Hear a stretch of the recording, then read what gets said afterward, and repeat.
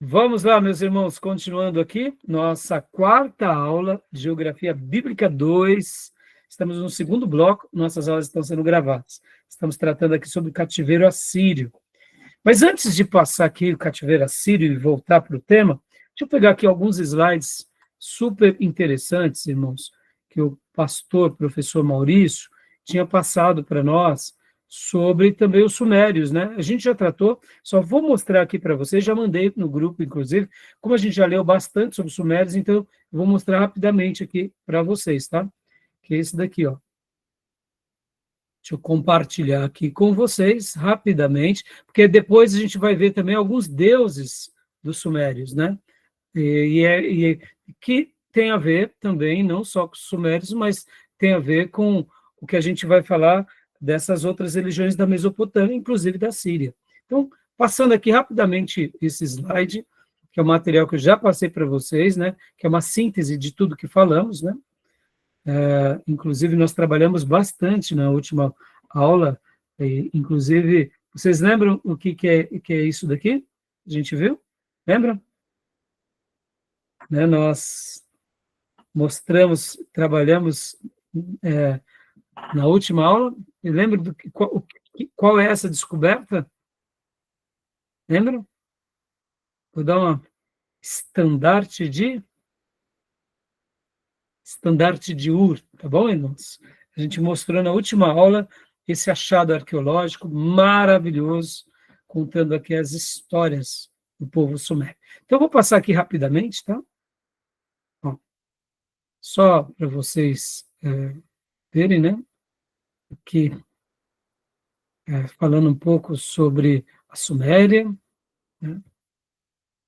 As descobertas, povo.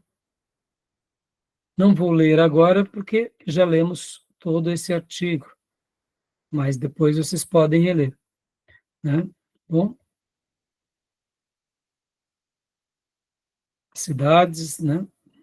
Que são alguns achados, a tabelete cuneiforme,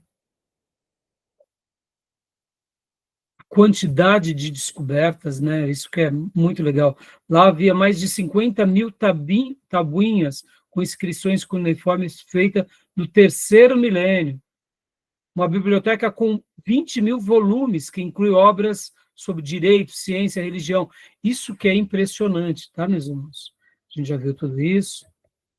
Lista dos reis sumérios, né?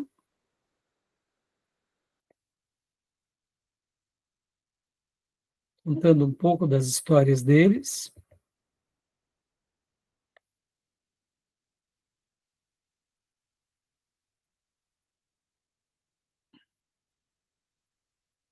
Só passando para vocês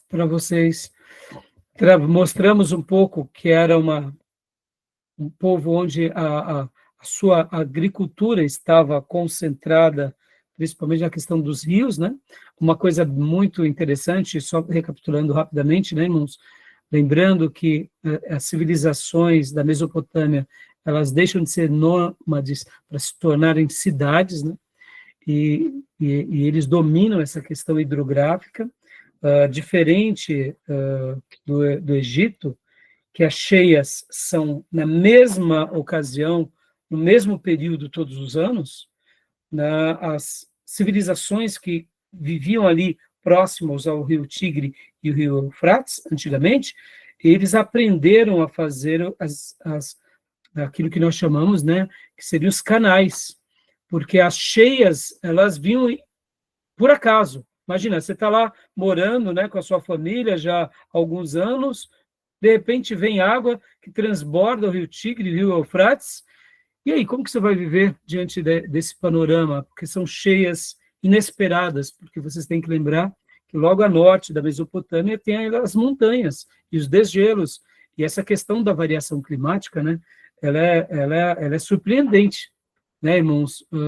Esses dias, inclusive, eu estive vendo um especialista falando sobre essa questão climática. Você vê, são as teorias, né, irmãos? Teorias.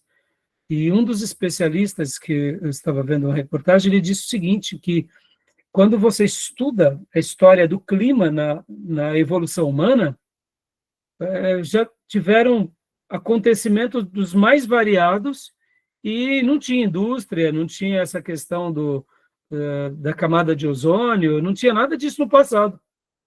E tiveram secas, que inclusive a Bíblia registra de secas imensas, como foram as secas de José, e acontecimentos na história mundial que o ser humano não estava estragando o planeta.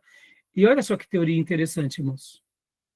A gente sabe que nosso globo terrestre, ele né, a grande maioria do seu território é água. Território não, né? A sua composição é água. A minoria é terra, né? Então, segundo alguns cientistas, essa questão do desmatamento e etc. e tal pode acarretar em outros problemas. Mas o clima você não consegue afetar porque o globo, a sua composição, na grande maioria, é o quê? É água, não é terra.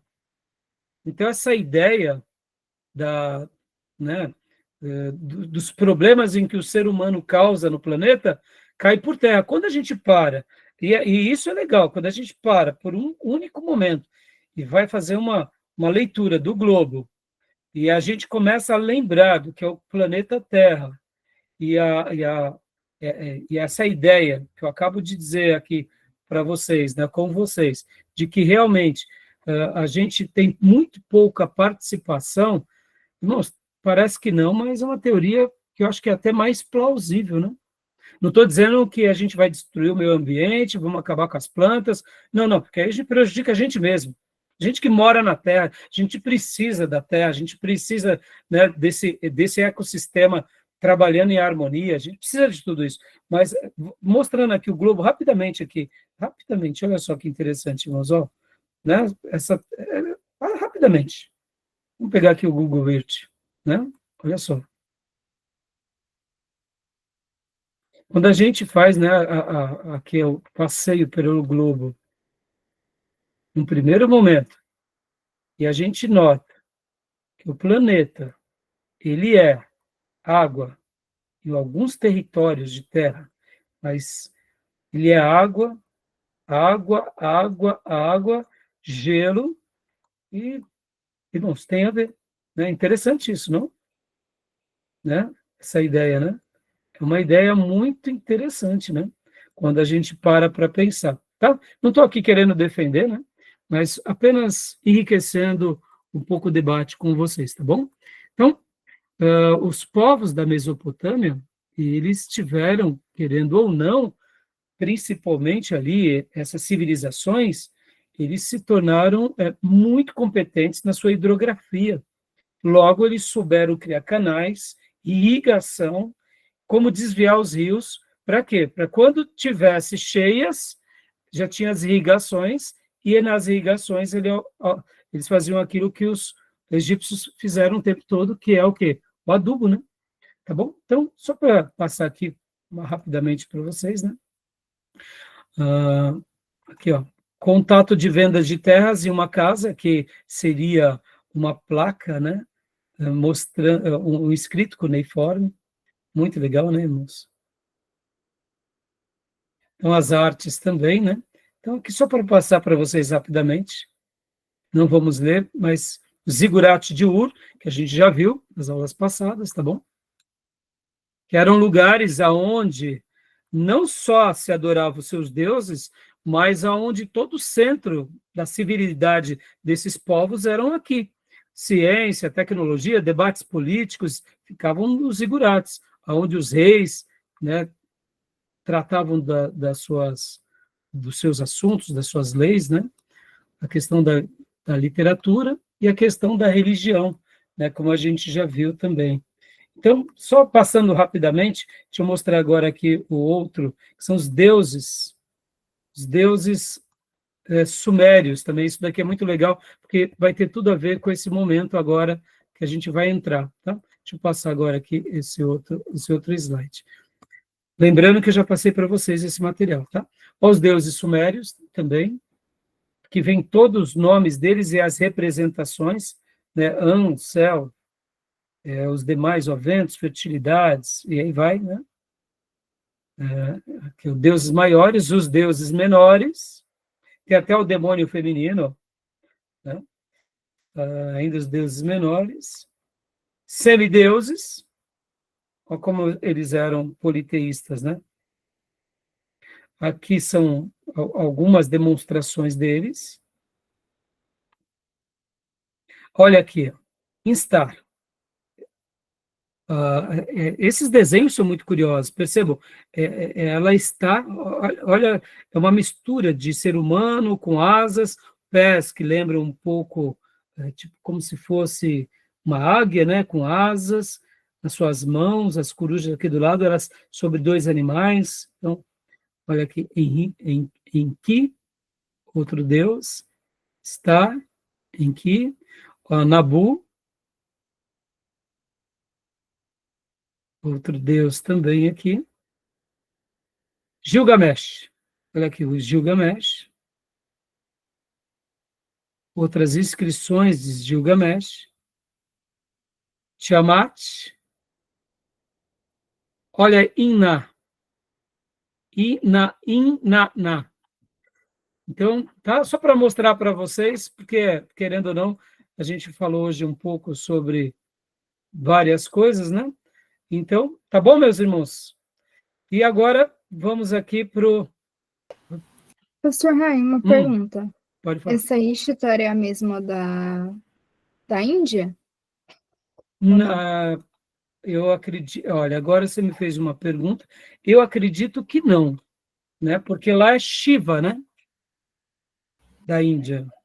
Mas, assim, como lá são politeístas, eu não sei te dizer, né? Temos assim, a religião principal da Índia, e temos os deuses principais, né? Mas, assim, como lá é uma quantidade enorme de deuses, né? Eu acredito que não, filha. Eu acredito que não. Mas é muito próximo ali, né? Já já a gente vai ver aqui uma couraça de um soldado assírio e que foi achado lá na China. Aí não se sabe por quê ou como foi parar lá. Se foi uma captura de um soldado ou se foi uma aquisição mesmo comercial, porque se produzia em grande escala essas couraças feitas de couro. Já já vou mostrar para vocês. Tá bom? Beleza, meus irmãos? Tá bom? Então vamos aqui agora, eu vou mostrar aqui para vocês. Então vamos lá.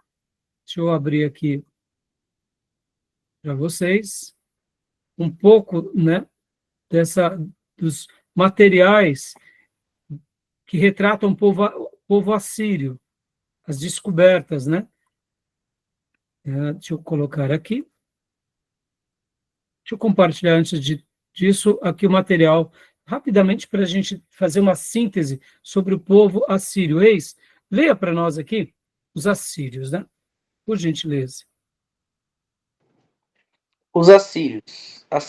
Os assírios eram povos semitas que viviam ao norte da Mesopotâmia, na região dos rios Tigre e Eufrates. O Império Assírio foi formado após a queda do Império Acadiano. Tá? Lembrando, né, que a Suméria não foi império, era cidade-estado. Os acadianos foi o primeiro império, que foram logo devastados pelo Império Assírio. Percebam como era um império longevo, né, irmãos? Então, continua aqui, irmãos. Onde você parou? Acadiano. Isso. Pode ler para nós, irmão. Ficaram conhecidos por integrarem uma sociedade guerreira, cruel e implacável. Sua tecnologia... Só um minuto aqui. Essa informação, irmãos, ela é importantíssima, tá? Guardem esse detalhe, tá? Essa informação sobre uma sociedade guerreira, cruel e implacável. Historicamente, foi um dos povos mais violentos da história da humanidade. E, inclusive, por isso que quando nós lemos no início da aula passada, hoje ainda, no primeiro bloco, quando nós lemos na Segunda Reis 19, 14 ao 20, quando os mensageiros dos reis assírios chegaram ali intimidando os judeus, falando, né, na língua hebraica, e ali os próprios judeus disseram, não, fale em aramaico, para que o povo não fique com medo. Eles realmente chegavam se impondo, porque eles eram cruéis. Os relatos históricos vão mostrar que eles esquartejavam os seus oponentes pelo prazer de matar. Então, eles iam entrando nas cidades, eles iam esquartejando. Quando não esquartejavam, mutilavam, deixavam a pessoa viva, sofrendo, com crianças, com velhos. Então, assim, eles eram muito temidos. Mas eles conseguiram essa façanha também por causa das suas tecnologias, por causa, né, do seu exército, que era um exército muito bem preparado, soldados. Então, assim, essa informação, não percam de vista. E aqui vai ficar forte essa informação na conquista da tribo do norte, na conquista do povo de Deus, quando é levado para o cativeiro assírio. E por isso que a Síria ela tem assim um viés, eu diria, forte na história bíblica, assim como a Babilônia. Como eu já disse, a Babilônia a gente já falou um pouco, não vamos gastar muito mais tempo, até porque depois nós teremos essas informações em introdução ao Antigo Testamento. A gente vai tornar a tratar dos assírios, e ali eu vou gastar um tempo um pouquinho maior falando dos babilônios, tá bom? Então, continua para nós aqui, Reis, essa frase aqui, sua tecnologia. Sua tecnologia foi destacada pelo uso do ferro, cobre e estanho para entalhar armas. No auge do poder, controlavam o Chipre, o Egito, a Mesopotâmia e a região hoje ocupada pelo Estado de Israel. Evidências arqueológicas apontam que os assírios surgiram no fim do terceiro milênio,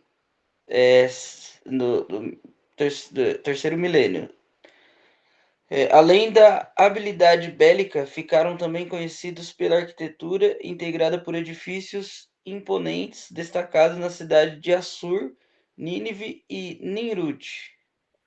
Então, percebam, irmãos, aqui a questão da tecnologia militar deles. Então, percebam, o uso do ferro, e aqui, ó, cobre, estanho, para entalhar armas. Essa tecnologia, assim como já vou mostrar para vocês, as armaduras deles, fizeram com que eles tivessem um protagonismo muito grande.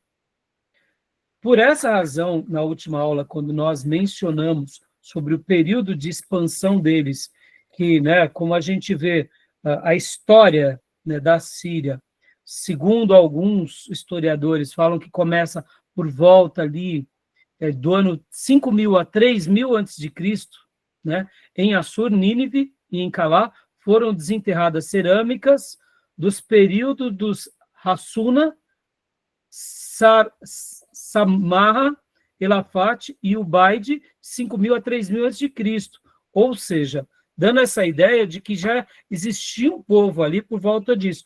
Mas lembrando que, como reino forte, eles são categorizados da seguinte forma: Reino Antigo, 2.600 a 2025, Reino Médio, que é de 1.363 a 912, e o Novo Império, ou o Império Tardio, de 911 a 612. Outros vão dizer de 932 a 611. Então, percebam, é muito grande. Quando a gente pega 2.600 a.C. até 612, dá 3.200 anos de história, como reino, sendo que eles já tinham uma história anterior, que era como povo, como nação, quem sabe como grupo. Então, assim, percebam, né? E aqui, quando a gente fala também dos edifícios imponentes, da questão, né, a questão de cultura, é porque eles eram muito grandes, né, nas suas conquistas, então a arte acaba sendo perpetuada como uma mensagem estampada. Hoje, por exemplo, irmãos, na nossa civilização ocidental, onde estão as nossas artes? Está nas nossas construções, né? O que marca essa civilização? São as nossas construções, as nossas indústrias, os nossos arranha-céus, as nossas estradas. Tudo isso são frutos da nossa civilização ocidental e das nossas conquistas, ou seja, da nossa história, né? e podem ver que as grandes construções, principalmente quando elas são tombadas, o que é um tombamento, senão uma perpetuidade de uma história? É isso. Por que se tomba tal obra? Porque certos lugares se tomba o país para se perpetuar a sua história, né? Até os próximos acontecimentos, né? Então, continuando aqui, Reis, por gentileza, né? Só para... Pode ler para nós, Reis? Aqui.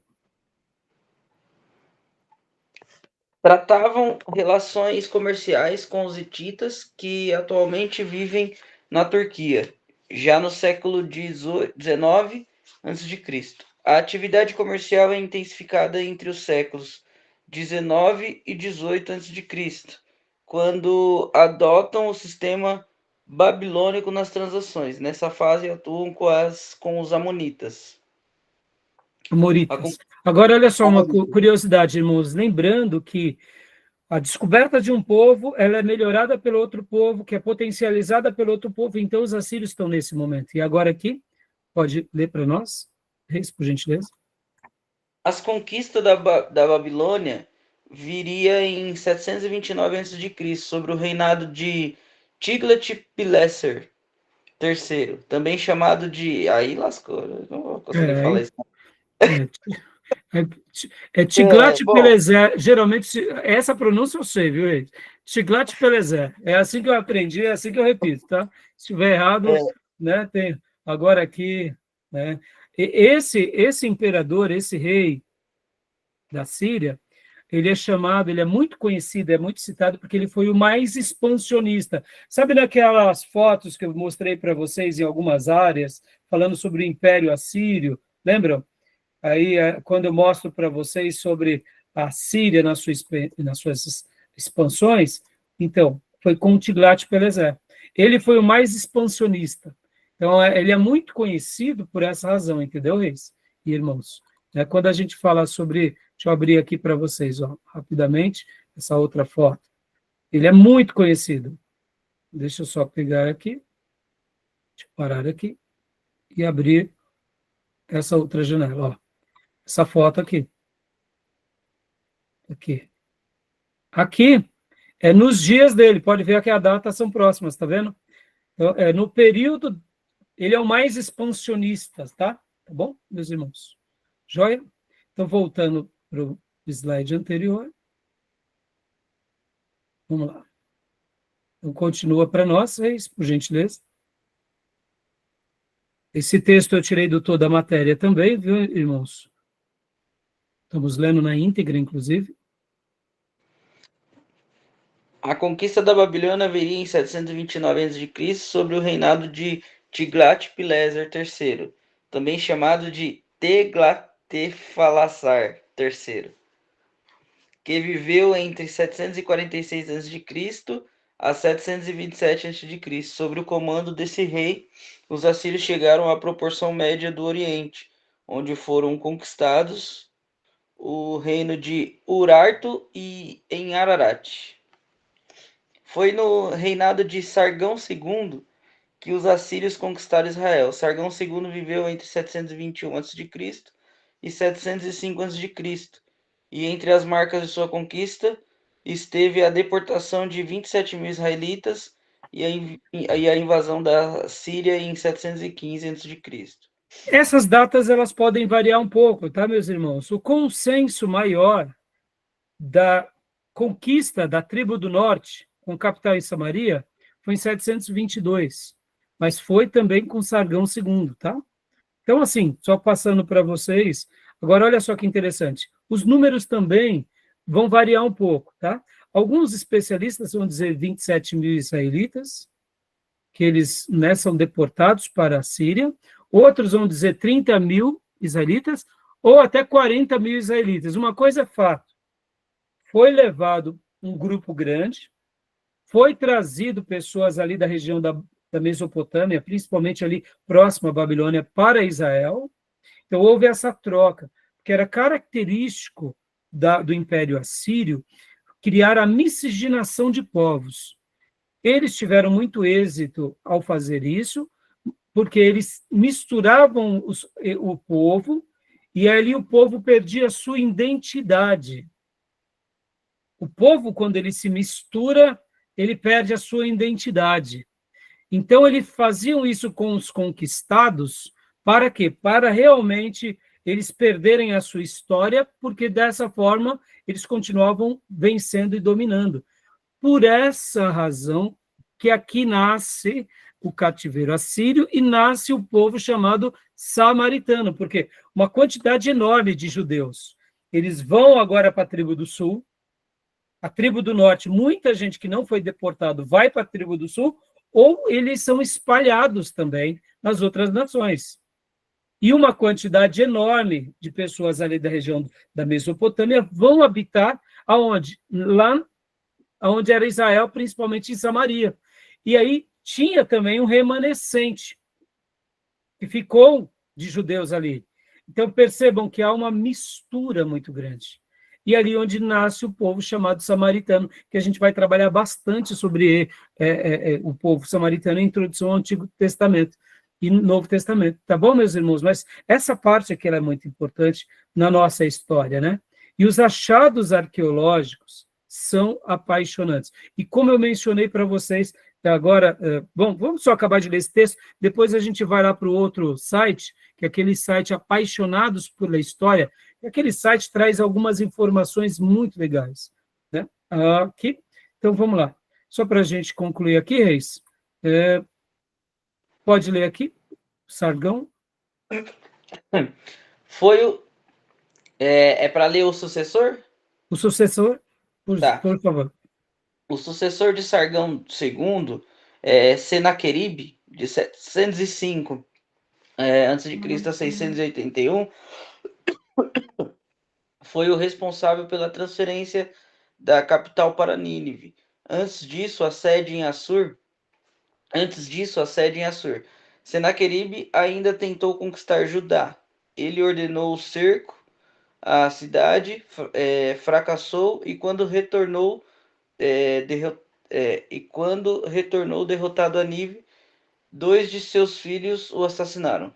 Então, como nós vimos hoje no texto bíblico, né? Percebam, irmãos, que até nos assuntos, né, como aqui o professor, deixa eu ver o nome desse professor, aqui, ó.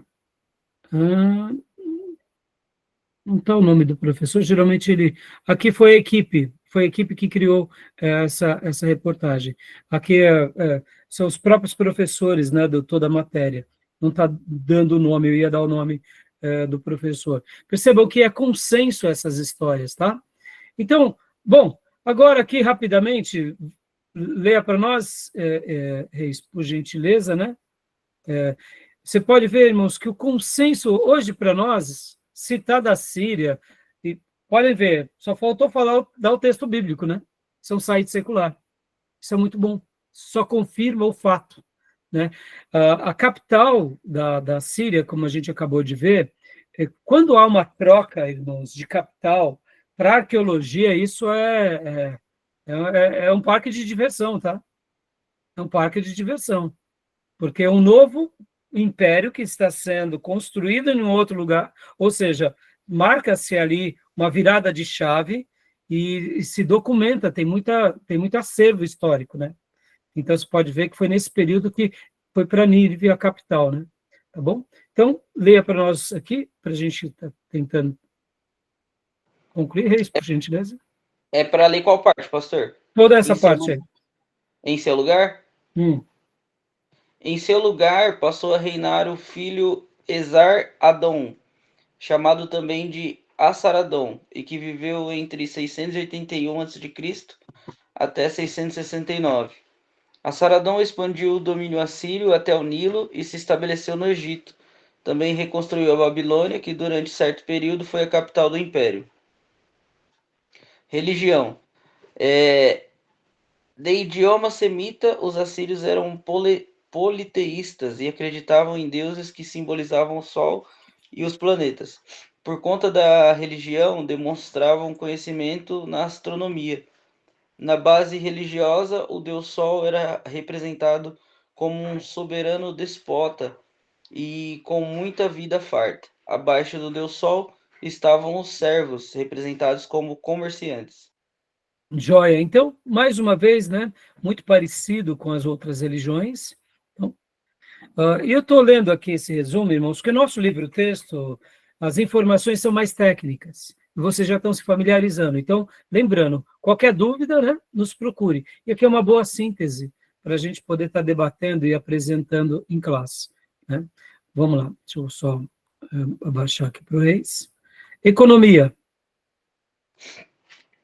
Economia. A economia síria era baseada no saque e nos tributos adquiridos na guerra. Os povos conquistados passavam a ser tratados como servos. Também atuavam de maneira rudimentar a agrícola e o comércio. Arte. A arte assíria era marcada pelo realismo, com baixos relevos e demonstrando a vocação bélica e da caça. As representações eram figuradas em baixo relevo na cerâmica, em tapetes e joias. Utilizavam a escrita cuneiforme, inscrita em ladrilhos de argilas e ainda em murais. Joia. Tá bom? Então, é uma boa síntese, né? A questão do realismo, né? Isso é muito legal. E agora aqui, vamos para esse outro site, deixa eu compartilhar. Esse site é uma delícia. Eu só vou passar os olhos, nós não leremos, que se vocês quiserem ler, depois vocês podem ler, tá, irmãos? Fiquem à vontade, vale a pena, né? Vocês depois verem essa história. Mas agora eu quero destacar esse site aqui, como eu disse para vocês, eu gostei demais aqui, ó, apaixonadosporhistoria.com.br, essa reportagem aqui desse professor, ó, escrito por Moacir Fur, ele nasceu em Porto Alegre, é graduado em História pelo UBRA, tá? Então, muito bom, com fotos muito boas, eu selecionei aqui para vocês.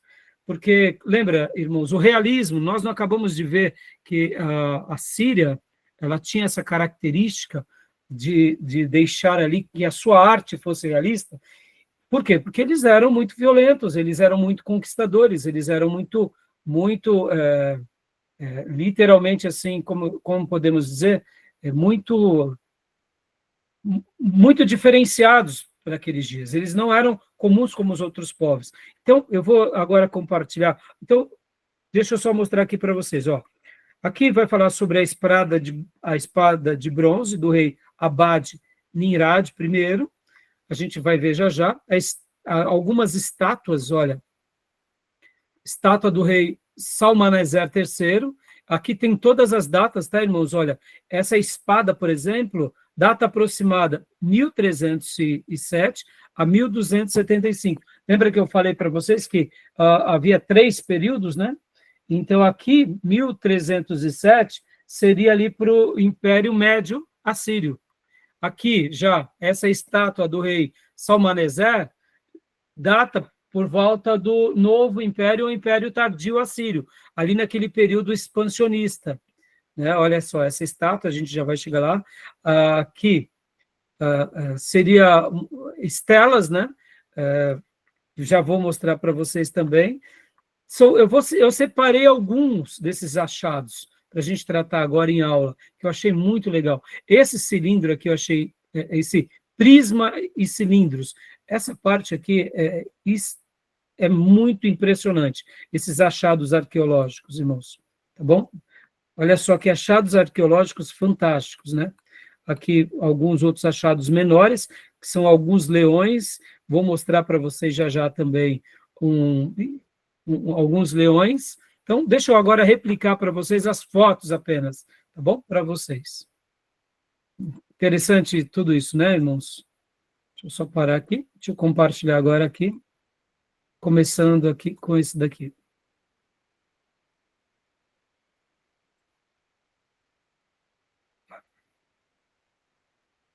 Deixa eu só mudar a tela.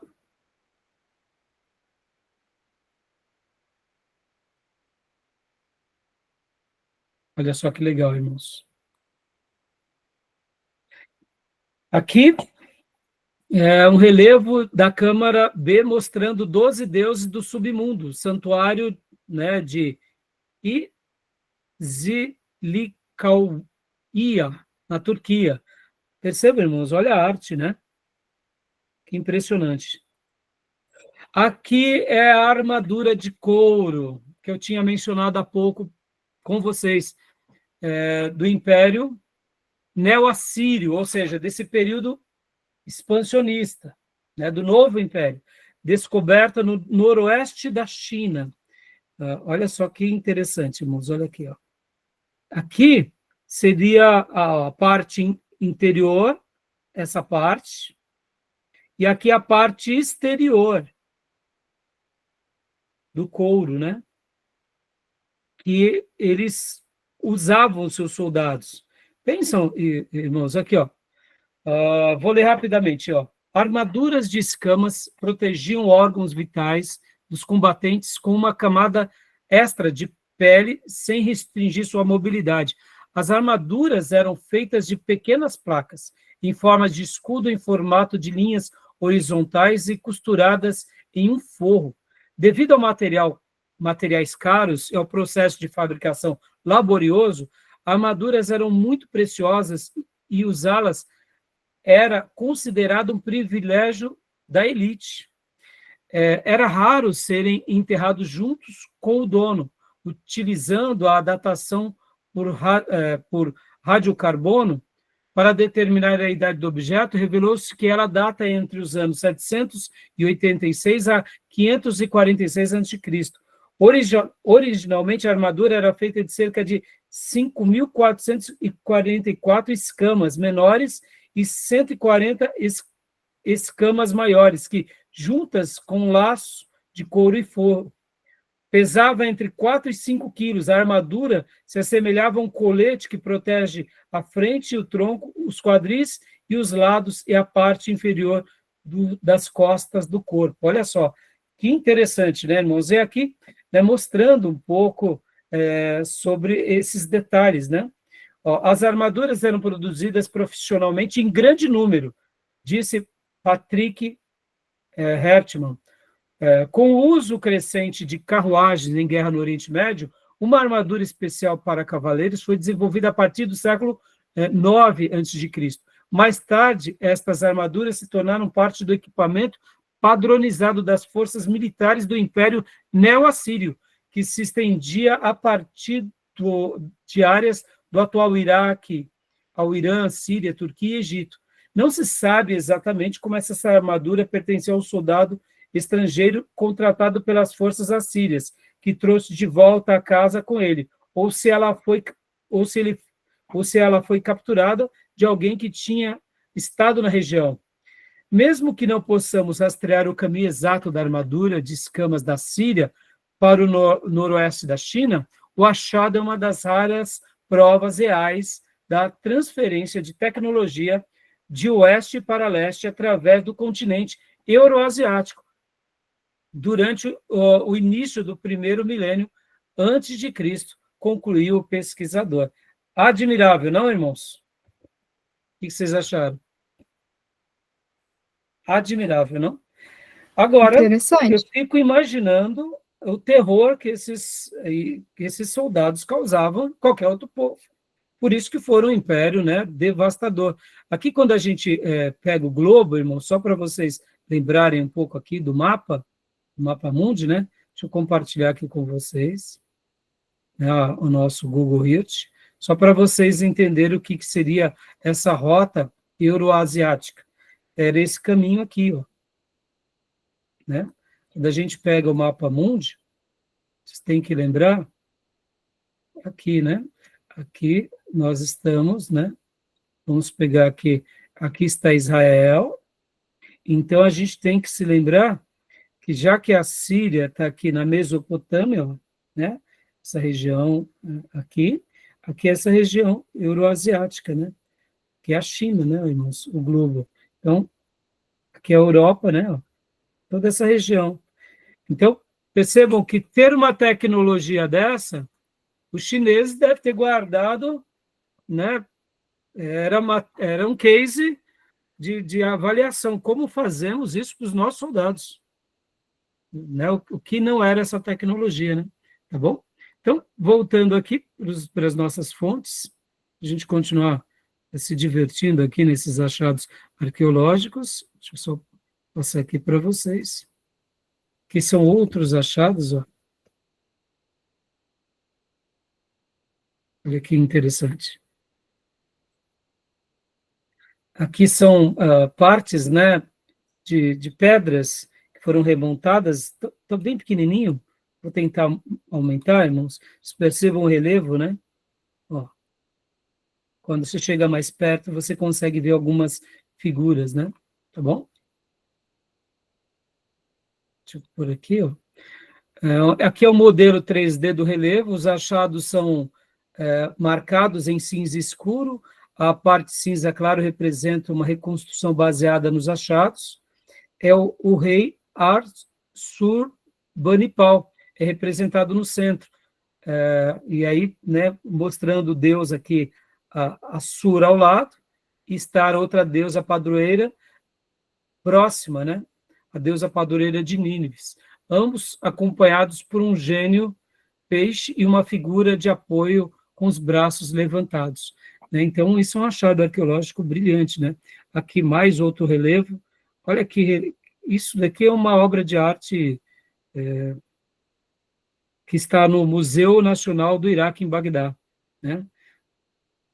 Mais um pouco da cultura desse povo. Né? Deixa eu mudar aqui para vocês um outro material, que agora não estou conseguindo. Bom, deixa eu só pegar aqui. Esse daqui eu já mostrei, né? Então, vamos lá. Aqui. Não estou conseguindo abrir essa foto. Não sei por que razão. Tem hora que dá. Aqui seria os fragmentos que foram descobertos em Nínive. A outra foto que eu não estou conseguindo mostrar aqui para vocês é uma foto aqui, ó. A escavação da antiga cidade de Nínive, irmãos. Mostrando, né, os achados arqueológicos, né, os arqueólogos aqui trabalhando, né, tá? Aqui, ó, essa pedra mostrando parte desses acervos, né, contando a sua história. E aqui aquilo que eu tinha falado para vocês sobre aqui a espada, essa espada, meus irmãos, olha que interessante. Aqui mostrando alguns achados, né, arqueológicos, da esquerda para a direita aquela espada muito famosa, de Abad Nirari, primeiro, a estátua de Salmaneser III, a estela de, aí o nome aqui também é complicado, irmãos, Sanciassad IV, o prisma de Senaqueribe, ó aqui o prisma de Senaqueribe, e o peso do Palácio de Nínive. E aí, vamos ver aqui algumas, aqui, ó, a espada de bronze, eu vou estar passando para vocês esse texto, tá, meus irmãos, para a aula não ficar muito longa, é essa espada aqui de bronze, irmãos. Perceba, irmãos, olha, lembra que há pouco vocês viram algumas fotos? Vou mostrar novamente. Eles seguram essa espada encurvada, quer ver, ó? Olha só aqui. A estátua de Salmaneser III, aquele período em que é o chamado Novo Império, né, o Império Tardio, essa é a estátua dele. E aqui, olha a espada, tá vendo? A espada, né? É a espada deles, né? Também colocado aqui outras espadas, né? É uma espada, é um achado arqueológico fantástico, né?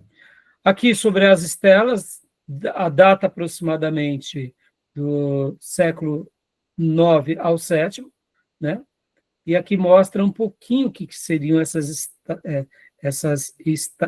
estelas, né? À esquerda, a estrela do rei babilônico, irmão do rei assírio, à direita, a estrela do rei assírio. Ou seja, irmãos, percebam, confirmando a história, confirmando, né, aquilo que muitas vezes a Bíblia cita.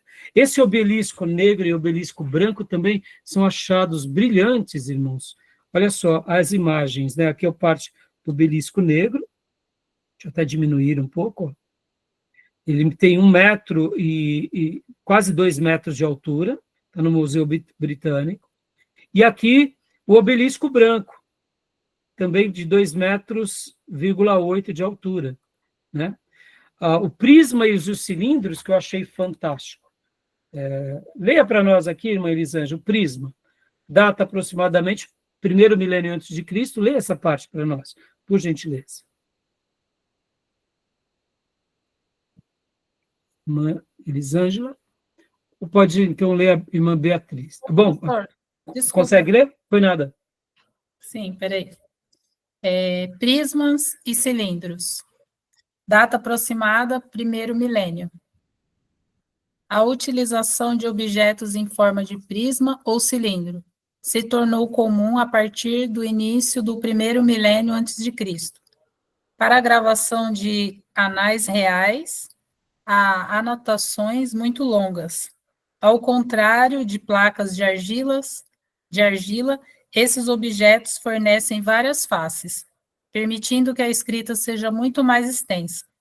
Essa prática vai permanecer no período neobabilônico e será mantido até pelos persas. Os transportes e armazenamento desses objetos era facilitado através da colocação de um furo que transpassava o objeto, permitindo que um pedaço de madeira fosse inserido dentro dele. Observe a última foto no slide abaixo. Pedi para a irmã ler aqui, irmãos, porque aqui retrata as conquistas desse império, perpetua. E muitos dos fatos bíblicos, ou alguns deles, que a Bíblia cita, vocês vão ver, por exemplo, há um achado arqueológico muito famoso, a gente vai trabalhar bastante nas aulas de introdução ao Antigo Testamento, que é o rolo de Ciro, o grande imperador Ciro, que a Bíblia cita.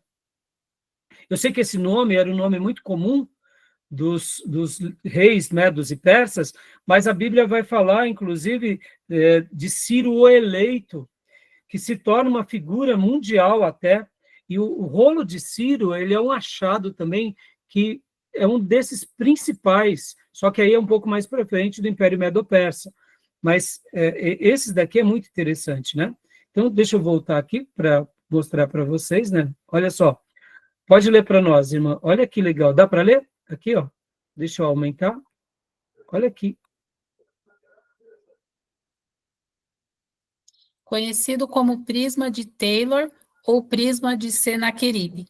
Esse prisma de argila hexagonal lista as campanhas de Senaqueribe até o início da sua guerra final contra a Babilônia e inclui uma descrição do tributo recebido de Ezequias, rei de Judá em 701 a.C., 38,1 centímetros de altura, 16,5 centímetros de altura, cerca de 691 a.C., no Museu Britânico. Olha que fantástico, meus irmãos. Isso daqui, meus irmãos, é aquilo que eu falei para vocês, é tudo coisa recente na história.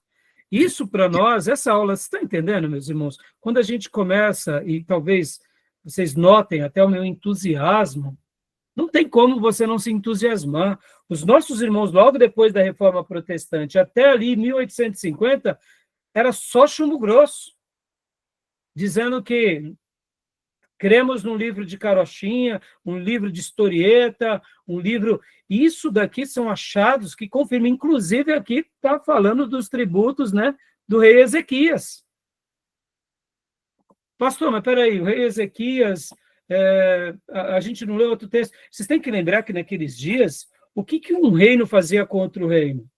Ele sabia da força do outro reino, ele não esperava ser invadido.